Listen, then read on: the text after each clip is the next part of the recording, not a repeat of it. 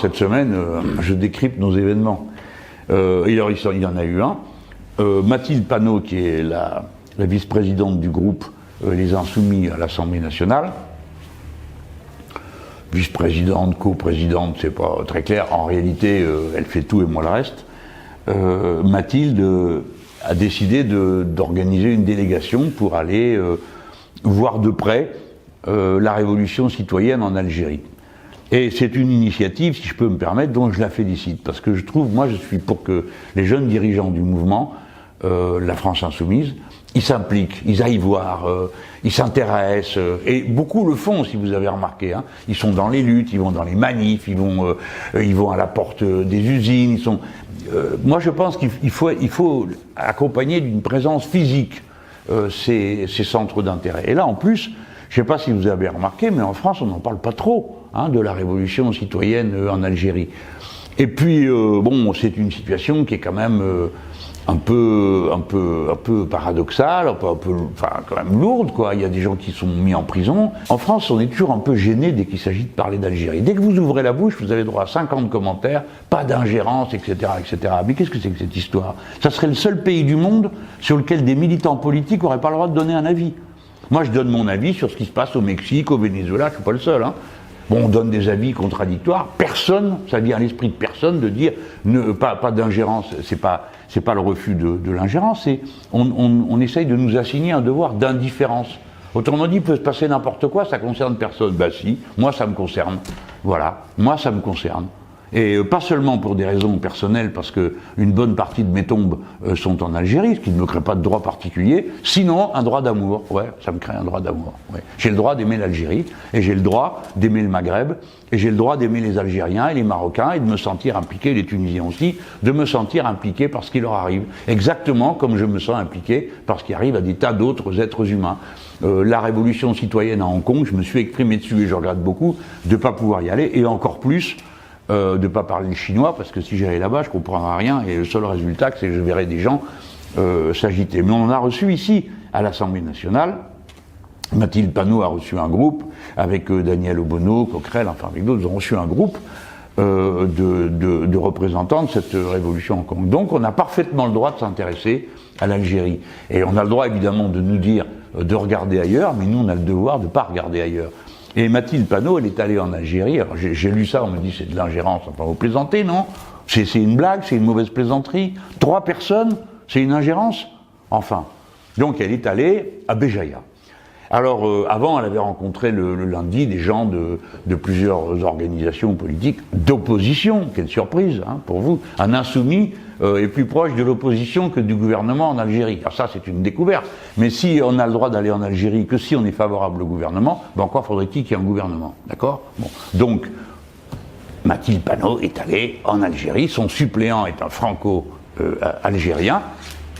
Et donc, et puis il n'y a pas que ça, c'est la révolution citoyenne qu'elle voulait voir. Donc elle a été là-bas à Béjaïa. Alors, le wali de Béjaïa, le préfet, lui, comme on doit lui demander, il a plutôt bonne réputation jusque-là. On a dû lui dire, bon, on veut pas d'histoire. Alors lui, bon, il s'est dit, moi je veux pas d'histoire. Qu'est-ce que c'est que cette Française qui est là? Qu'est-ce qui s'est passé? Mathilde Panot, elle est arrivée à la fin de la manif et sur la place centrale, elle a regardé, elle était là. Bon, alors vous pensez bien que c'est une femme politique, qui a des responsabilités politiques, donc elle sait très bien ce qu'on fait et ce qu'on ne fait pas quand on est dans un pays, quand on n'est pas chez soi. Hein. Bon, quand même, donc c'est mêlé d'aucune façon de la manifestation, elle n'était pas là pour ça. Hein. Et puis le soir, elle devait faire un café citoyen, comme il y en a partout dans le monde, où on en fait partout où on passe. Hein. Moi, je préfère vous informer. Bientôt, je vais recommencer à tourner. Hein. Je fais partout des conférences. Et sur un sujet qui n'est pas neutre. C'est pas les petits oiseaux, je ne sais pas quoi, encore que c'est plus un sujet neutre, les petits oiseaux aujourd'hui avec la crise écologique. Mais moi, je fais des conférences, l'ère du peuple, la révolution citoyenne, j'en ai fait 9, comme ça, au Mexique. Donc, quand vous voyez arriver un insoumis, il ne vient pas pour faire juste du tourisme. Hein. Il ne vient pas en mettant sa langue dans sa poche et sa cervelle dans la valise. Elle devait faire cette rencontre, et je pense que c'est pour ça que le wali a dit, bon, pas d'histoire, moi, hop, fichez le camp. Donc, la police est arrivée, a réarrêté Mathilde et son équipe, confisqué les passeports, ils ont dit allez, direction Alger. Bon, très bien, on va pas résister. Hein. Donc, elle est rentrée à Alger. À Alger, bon, il y a 2 ou 3 policiers qui se sont mis devant la porte de l'hôtel, alors qu'est-ce qu'on fait? Elle dit au reste, on sort, on va dans la rue, on se fait réarrêter, etc. Donc, au bout d'un moment, la décision a été prise en commun de rentrer. Ça sert à rien, on n'est pas les bienvenus, on n'est pas les bienvenus. On ne va pas provoquer des incidents, on n'est pas là pour braver les autorités algériennes, c'est pas notre sujet. Bon, mais puisqu'on n'est pas les bienvenus, au revoir, on rentre chez nous. Voilà, point. C'est ce qu'elle a fait. Et elle est rentrée avec toute son équipe. Et par conséquent, on a été très soulagés. Parce que moi, j'aime pas les situations comme ça où vous ne savez plus qui commande. D'accord? Alors, elle est expulsée de la wilaya de Béjaïa. Elle arrive à Alger, qui c'est qui commande? On n'en sait rien. Personne n'est venu nous voir. Personne. L'ambassadeur d'Algérie en France, je l'ai appelé la veille. Il m'a dit, je peux pas vous... Il m'a fait savoir qu'il ne pouvait pas me parler au téléphone parce qu'il était en contact avec le ministre des Affaires étrangères du gouvernement algérien, ce que j'entends parfaitement. Je vous rappellerai demain. Très bien, personne ne m'a jamais rappelé. Il y a là une forme, comment dire, je comprends que c'est pas facile, que c'est compliqué, tout ça, mais enfin, quand même, quoi, il y a aussi des formes de courtoisie, de respect mutuel. C'est pas correct de nous traiter comme ça.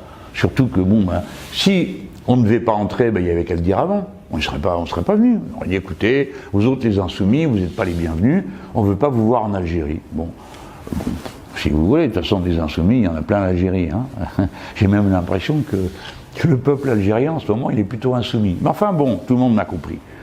Mathilde Panot est rentrée, elle fera ses explications politiques de son côté, mais moi, je ne veux pas laisser passer l'incident sans que vous en parlez, vous dire que des insoumis de l'Assemblée nationale, du Parlement européen, il y en aura encore beaucoup, souvent, un peu partout dans le monde, et que ça ne sera pas pour se taire et ne rien faire. Ils viennent, ils observent, ils partagent leurs convictions avec les autres et ils se nourrissent des convictions des autres. Donc un grand merci à tous les Algériens qui, pendant la durée de la visite de Mathilde Panot, l'ont entouré d'amitié, de fraternité, même quand ils n'étaient pas d'accord avec nous autres les insoumis, et tous ceux qui depuis nous ont envoyé des messages de sympathie, montrant que le peuple algérien a une conscience ouverte sur le monde, et que, quoi qu'il en pense, il est toujours disponible pour parler, pour échanger, pour dialoguer, et des fois pour polémiquer aussi, hein, mais ça fait partie de la vie de polémiquer. On est d'accord?